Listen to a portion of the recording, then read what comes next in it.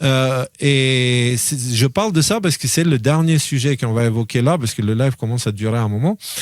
Trump veut rendre les États-Unis vers Dieu ou le moment d'ouvrir les yeux et les oreilles. C'est là, à un moment, on avait parlé de cette idée que l'Empire américain va devenir un empire religieux. Okay?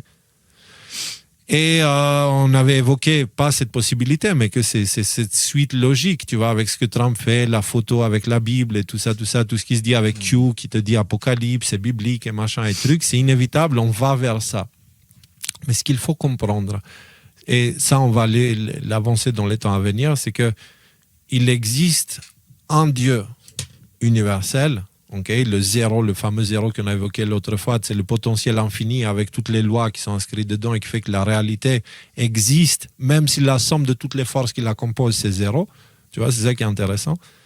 Ce Dieu, il est tout.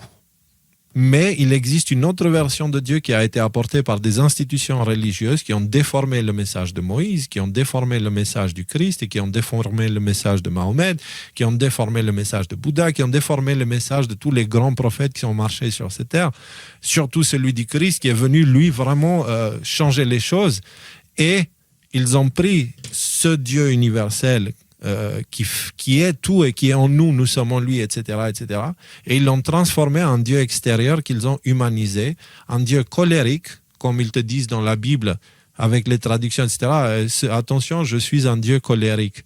Attention, je suis un Dieu jaloux. Un Dieu jaloux. Ouais. Et puis, attention, je suis un Dieu qui aime les chaussures plates. Tu vois, c'est quoi le délire? On parle de Dieu, on parle pas d'un humain. Donc, il faut vraiment faire attention parce que le Dieu vers lequel Trump pousse les États-Unis maintenant, c'est ce fameux Dieu jaloux, c'est ce fameux Dieu comme ci, comme ça, c'est le Dieu du monothéisme institutionnel tel qu'il a été véhiculé par des institutions qu'on sait maintenant, elles ont été corrompues, tu vois. Les institutions qui étaient censées attendre le Christ, c'est eux qui ont fait la demande aux Romains de crucifier le Christ. Tu vois ce que je veux dire? Donc, voilà. C'est ceux qui attendaient le Messie, oui, c'est ça. Exactement, qui était censé, ouais. Et donc, du coup, pour moi, cette nouvelle-là n'est pas anodine. Pour l'instant, il y a encore le temps parce qu'ils ont tellement poussé à l'athéisme que parler de Dieu maintenant, c'est assez tabou aux États-Unis. Mais c'est une histoire à garder en tête, ok? Parce qu'à un moment donné, il y aura quelqu'un qui parlera comme un agneau, ok? Mais qui, ouais. Voilà, qui aura l'air d'un agneau et qui sera comme un dragon. Bref, la Bible, elle t'explique qu'il y aura quelqu'un qui se fera passer pour un gentil et qui va emmener du chaos. Je ne pense pas qu'il s'agit de Trump, mais je pense qu'il faut qu'on garde les yeux ouverts pour les temps à venir parce qu'encore une fois, Trump ouvre une fenêtre pour que nous puissions revenir vers une vie plus naturelle. Et Trump, je suis convaincu qu'il est en train de servir Dieu. Okay? Il est en train de ramener une forme d'équilibre, mais on n'est pas forcément... Enfin, si vous saviez par où passe le retour de cet équilibre, je ne suis pas certain que vous trouveriez ça super cool. Parce qu'il se trouve qu'on est une humanité qui dort depuis des milliers d'années. Et que maintenant, l'humanité ouvre les yeux. Elle voit cette lumière et quelle est votre première réaction quand vous ouvrez les yeux et vous réveillez et que vous avez le soleil dans la gueule? Ferme les yeux, t'es ébloui, t'as mal. Ouais. Et le matin au réveil, on a souvent aussi la tête dans le cul, donc... on est dans cet état-là spirituellement. Moi, j'ai la tête dans le cul spirituellement. Voilà, on va dire ça comme ça. Je viens et je suis fraîchement réveillé, décoiffé. Bon, ça se voit pas, mais si, regarde, je suis décoiffé là. Pour l'instant, quand même, tu as vu, Léo, la tendance, quand même, c'est qu'on contemple justement l'obscurité de l'homme, quoi. Le fond de la cuve de l'humanité, avec les révélations Epstein, on est en train de voir la nuit sombre de l'humain, quoi. La nuit ouais, bah justement, on est en train de voir le moment le plus froid de la nuit. Et encore une fois, je vous demande pardon de ne pas avoir pu faire ce sujet, mais vous voyez, on est à 2h30 de live. Et on ne va pas commencer maintenant le sujet spirituel, mais c'est aussi parce que ce n'est peut-être pas le temps ni l'endroit. Ça, je me suis posé la question, tu sais. C'est peut-être pas comme ça que ça devrait sortir, tu vois, j'en sais rien. Mais en tout cas... il y a des choses, et c'est la fin de la nuit des temps.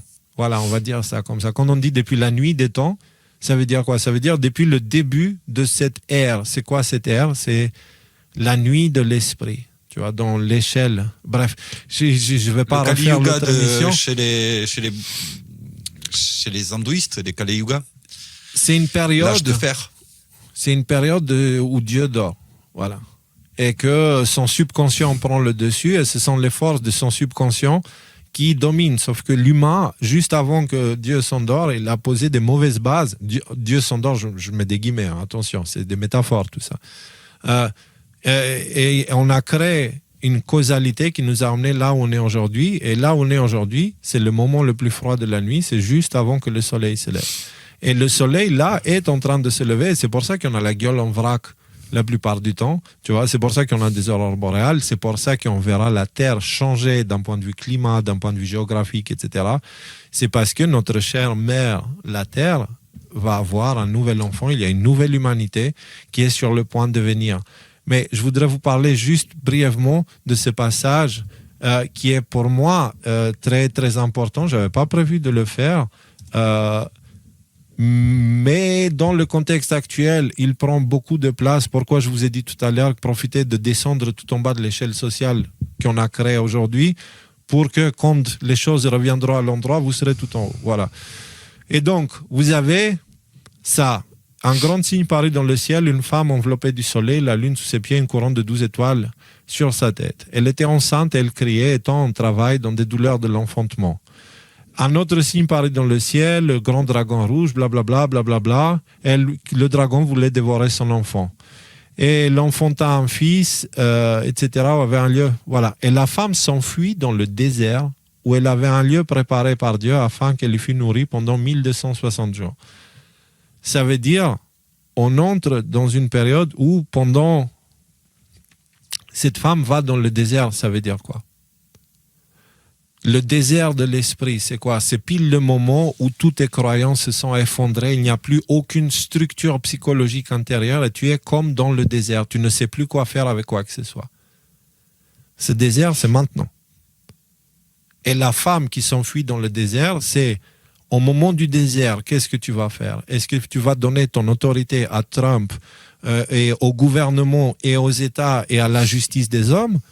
Ou est-ce que dans le désert, pour survivre, tu vas te tourner vers la loi de la nature, tu vois, les lois physiques, Dieu en fait, tu vois, la vérité universelle, dans quelle, au moment où tu n'auras plus rien, aucune structure intérieure, tes actes vont définir la suite. Parce que tu ne comprendras pas forcément ce que tu fais, tes actes vont définir la suite, mais du coup, à qui tu donnes ton autorité? C'est ça que ça veut dire. La femme s'enfuit dans le désert pendant 1260 jours. Et 1260 jours, c'est cette période de la bête qu'on avait évoquée dans l'émission, on avait parlé de tout ça. Vous vous rappelez? Les 3 ans et demi. Et donc, ça veut dire, dans les 3 ans et demi, il y a cette fenêtre qui est ouverte. OK? Par Trump, par le plan, par tout ce qui se passe, etc. Mais ça ne veut pas dire qu'on doit suivre la direction de ceux qui ont ouvert la fenêtre. Tu vois? Parce qu'imaginez ça comme ça. Votre maison est en feu. Et il y a un voleur qui veut ouvrir, enfin, que vous n'arrivez pas à sortir. Tu vois? Et il y a un voleur qui ouvre la fenêtre pour entrer à la maison parce qu'il ne sait pas qu'il y a le feu. Et il veut entrer à la maison, lui, pour voler la maison. Et lui, il ouvre, vous profitez, vous sortez. Il vous a sauvé la vie. Mais est-ce que ça fait de lui quelqu'un qui avait de bonnes intentions envers vous? Et surtout, est-ce qu'il faut aller voler sa propre maison en feu? Et surtout, est-ce qu'il faut aller suivre le voleur qui va aller dans le cœur de la maison, là où le feu s'y trouve? Vous comprenez ce que je veux dire? Et donc, du coup, c'est pour ça que c'est très important. On entre dans cette période où maintenant, dans les cieux, c'est vraiment la tempête. Et c'est vraiment le moment de prendre du recul et de se dire d'où je viens. C'est la nature qui fait que je suis vivant. C'est la nature qui me nourrit. Ce n'est pas la loi des hommes, ce n'est pas l'industrie. L'industrie exploite la nature. Elle vole à la nature pour me le vendre à moi plus cher. Et en plus de ça, ils veulent me rendre dépendant à leur technologie parce qu'une tomate aujourd'hui, ça coûte 10 €. Par contre, un PC portable, je peux en trouver pour 5 €, tu vois. Aujourd'hui, c'est vraiment... ça devient ridicule comment la technologie devient plus importante dans nos yeux. On se concentre sur je veux me permettre d'acheter une belle télé plutôt que je veux me permettre d'acheter un gros sac de patates, tu vois.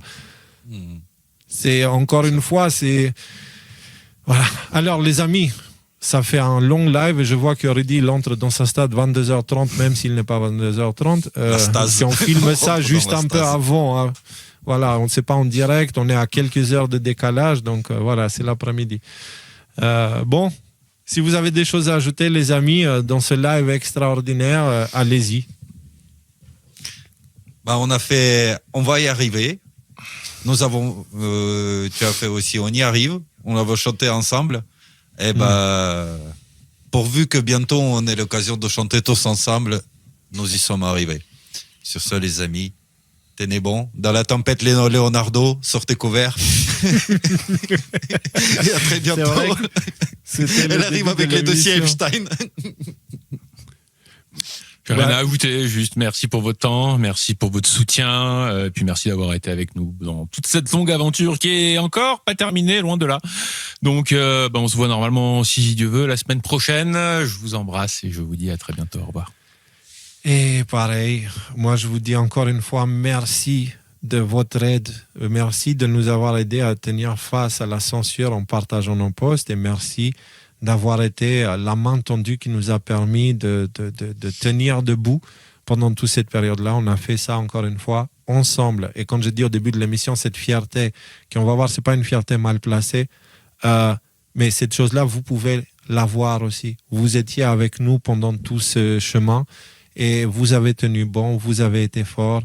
Et juste pour finir, si jamais vous pouvez vous le permettre, n'hésitez pas à continuer à nous soutenir parce que vous vous rendez compte que dans ces temps-là, cette guerre de l'information, ça peut provoquer quelques soucis aux médias alternatifs. Et dans l'état actuel, on est à peine capable à payer les factures, mais si jamais il y a un problème, on n'a aucune forme de réserve, quoi que ce soit. Donc, si jamais il y a un problème dans le futur, on est un peu découvert, comme je dis, courir tout nu dans un champ de concombre. Donc, si jamais vous voulez nous permettre de porter une culotte... La poésie à la Léo, pardon, excuse-moi.